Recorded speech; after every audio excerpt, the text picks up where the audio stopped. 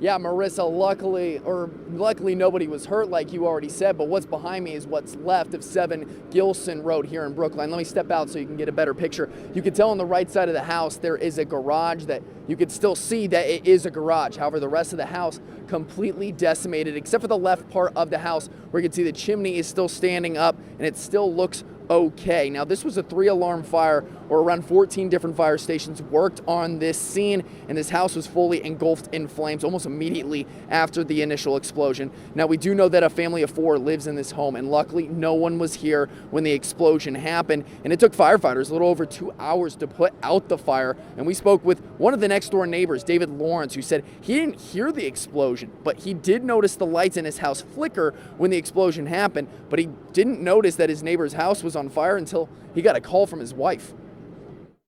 It's one of those things where it's shock. You don't expect to see, a fire next door. And again, my main thing was anybody home or not. So that was my main concern at that point. So.